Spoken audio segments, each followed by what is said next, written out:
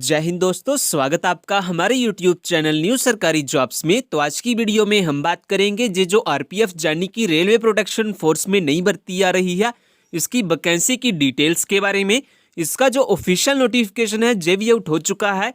इसके बाद education qualification के बारे में अगर हम बात करें तो आपके पास कम से कम 10वीं पास की मार्कशीट या फिर 10वीं पास का डिप्लोमा आपके पास होना चाहिए अगर आप इस भर्ती में अपना एप्लीकेशन फॉर्म फिल करना चाहते हैं। तो ये जो भर्ती आ रही है जो पूरे भारत के लिए सीधी भर्ती आ रही है आरपीएफ की ओर से। मेल एंड फीमेल दोनों इसमें अप्लाई कर पाएंगे, चाहे आप इंडिया की किसी भी स्टेट से बिलोंग करते हैं, आप इस पे अपना एप्लीकेशन फॉर्म फिल कर पाएंगे। इन सब चीज़ों के बारे में डिटेल में हम इस वीडियो में बात करेंगे।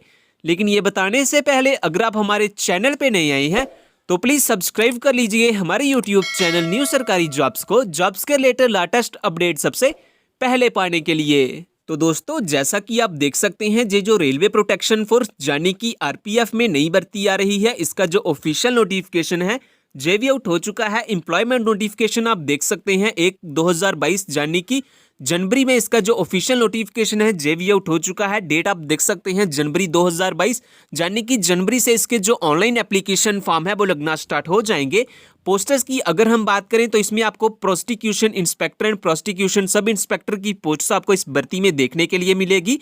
और जो लास्ट डेट है एप्लीकेशन फॉर्म को फिल करने के लिए वो आप देख सकते हैं फरवरी 2022 यानी कि नेक्स्ट मंथ फरवरी महीने तक इसके जो ऑनलाइन एप्लीकेशन फॉर्म है वो फिल किए जाएंगे इस भर्ती में। तो दोस्तों, इसके बाद हम बात कर लेते हैं मंथली सैलरी के बारे में कि अगर आपका इस भर्ती में सिलेक्शन हो जाता है तो जो मंथली सैलरी आपको दी जाएगी इस जॉब में वो कितनी दी जाएगी। इंस्पेक्टर पोस्ट्स में आपको कितनी मंथली सैलरी मिलेगी एंड सब इंस्पेक्टर पोस्ट्स में आपको कितनी सैलरी मिलेगी इस जॉब में। तो सबसे पहले इंस्पेक्टर पोस्ट्स की अगर हम बात करें तो जो सैलरी आपको मिलेगी इस जॉब में वो मिलेगी 9,300 से लेकर 34,800 आपको मंथली सैलरी मिलेगी। साथ ही में 4600 का आपको ग्रेड पे भी दिया जाएगा। वही सब इंस्पेक्टर की पोस्ट्स की अगर हम बात करें तो इसमें आपको 9,300 से लेकर 34,800 तक आपको मंथली सैलरी दी जाएगी।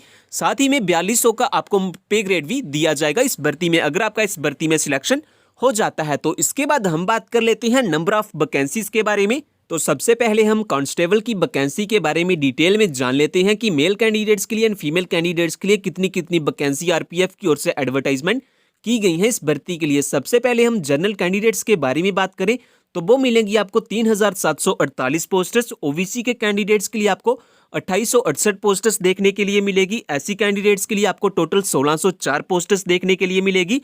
एसटी कैंडिडेट्स के लिए आपको 1,278 पोस्टर्स देखने के लिए मिलेगी। ईडब्ल्यूएस कैंडिडेट्स के लिए आपको टोटल 1,006 पोस्टर्स देखने के लिए मिलेगी। और टोटल वैकेंसी की अगर हम बात करें वो मिलेगी आपको 10,503 पोस्टर्स। इसके बाद फीमेल कैंडिडेट्स के बारे में अगर हम बात करें तो 1,437 पोस्ट्स आपको जनरल कैंडिडेट्स को मिलेगी। 1,074 पोस्ट्स आपको ओबीसी कैंडिडेट्स को मिलेगी फीमेल कैंडिडेट्स को। एससी के कैंडिडेट्स को 846 पोस्ट्स देखने के लिए मिलेगी।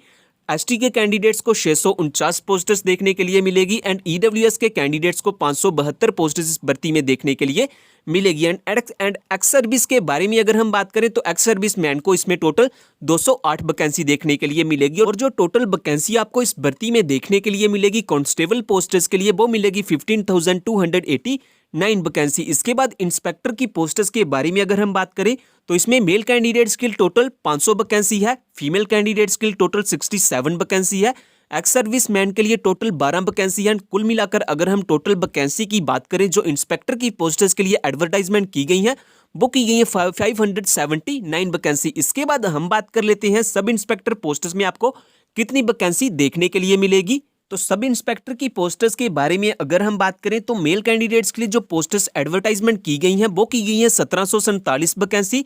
फीमेल कैंडिडेट्स के लिए 640 वैकेंसी एडवर्टाइजमेंट की गई है एंड एक्स सर्विस मैन के लिए टोटल 35 वैकेंसी एडवर्टाइजमेंट की गई है। और कुल मिलाकर टोटल वैकेंसी की अगर हम बात करें जो सब इंस्पेक्टर पोस्टर्स के लिए एडवर्टाइजमेंट की गई है इस भर्ती में वो की गई है टोटल 2,422 वैकेंसी। तो ये बात होगी इस भर्ती की वैकेंसी की डिटेल्स के बारे में। इसके बाद हम बात कर लेते हैं एज लिमिट क्राइटेरिया के बारे में। तो अगर आप इंस्पेक्टर की पोस्टर्स के लिए अप्लाई करना चाहते हैं तो आपकी जो एज है वो 18 से लेकर 32 साल के बीच बीच में होनी चाहिए और 1 जनवरी 2022 से आपकी एज काउंट की जाएगी। वही आप सब इंस्पेक्टर की पोस्टर्स के लिए अप्लाई करना चाहते हैं तो आपकी जो एज है वो 18 से 30 साल के बीच बीच में होनी चाहिए। वही अगर आप कांस्टेबल की पोस्ट्स के लिए अप्लाई करना चाहते हैं तो आपकी जो एज है वो 18 से 35 साल के बीच बीच में होनी चाहिए। एंड जो एज काउंट की जाएगी आपकी वो की जाएगी 1 जनवरी 2022 से आपकी एज काउंट की जाएगी। इसके बाद कुछ कैंडिडेट्स के लिए जहां पे रिलैक्सेशन भी दी गई है, जैसा कि जो कैंडिडेट एससी या एसटी से बिलोंग करते हैं उनके लिए 5 साल की रिलैक्सेशन आपको मिलेगी एज लिमिट में। वही जो कैंडिडेट ओबीसी से बिलोंग करते हैं उनके लिए 3 साल की रिलैक्सेशन आपको मिलेगी एज लिमिट में। तो ये बात होगी एज लिमिट क्राइटेरिया के बारे में।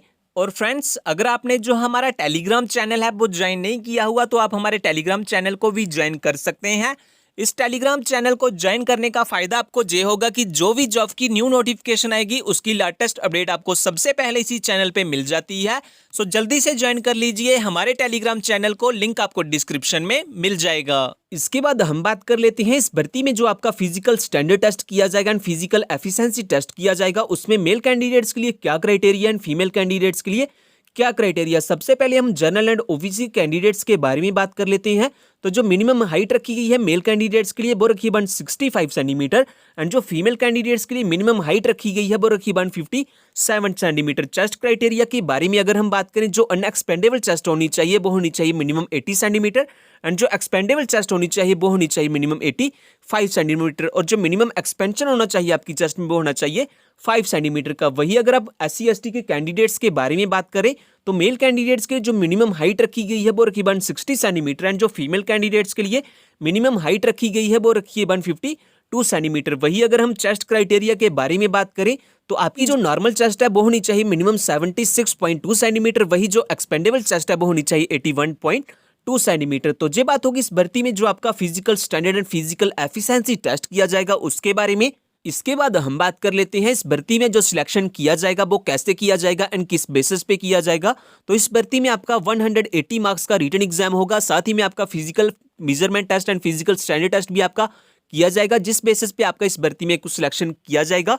तो ये बात होगी इस भर्ती के सिलेक्शन प्रोसेस के बारे में। इसके साथ साथ जिन कैंडिडेट्स के पास एनसीसी सर्टिफिकेट या कोई एक्स्ट्रा स्पोर्ट्स सर्टिफिकेट है तो कुछ उनको एक्स्ट्रा मार्क्स भी दिए जाएंगे, जैसा कि जिन कैंडिडेट्स के पास एनसीसी बी सर्टिफिकेट है उनको 1 मार्क्स का फायदा होगा, वही जिन कैंडिडेट्स के पास एनसीसी सी सर्टिफिकेट है उनको 2 मार्क्स का फायदा इसमें दिया जाएगा। वही अगर आपके पास कुछ एक्स्ट्रा स्पोर्ट्स सर्टिफिकेट है जैसा कि नेशनल हो गया, इंटरनेशनल होगा, तो भी उसके कुछ आपको एक्स्ट्रा मार्क्स दिए जाएंगे। तो ये बात होगी इस भर्ती के में जो रिटन एग्जाम होगा उसके बारे में। लास्ट में आपका इस भर्ती में मेडिकल एग्जाम भी किया जाएगा। अगर आप written exam and physical exam को क्वालिफाई कर लेते हैं देन लास्ट में आपके मेडिकल एग्जाम भी किया जाएगा, और अगर आप मेडिकल एग्जाम को भी क्वालिफाई कर लेते हैं देन लास्ट में आपके डॉक्यूमेंट्स की वेरिफिकेशन की जाएगी। तो इस भर्ती में कुछ इस तरह से सिलेक्शन किया जाएगा इस भर्ती में। तो ये बात होगी इस भर्ती के डिटेल्स के बारे में। तो दोस्तों इसके बाद हम बात कर लेते हैं कि अगर आप एलिजिबल हैं और अप्लाई करना चाहते हैं इस भर्ती में देन आपके पास कौन कौन से डॉक्यूमेंट होना सबसे जरूरी है। तो सबसे पहले तो आपके पास अपना date of birth proof certificate होना चाहिए। इसके बाद एजुकेशन सर्टिफिकेट में आपके पास कम से कम 8वीं पास या 10वीं पास की मार्कशीट होनी चाहिए।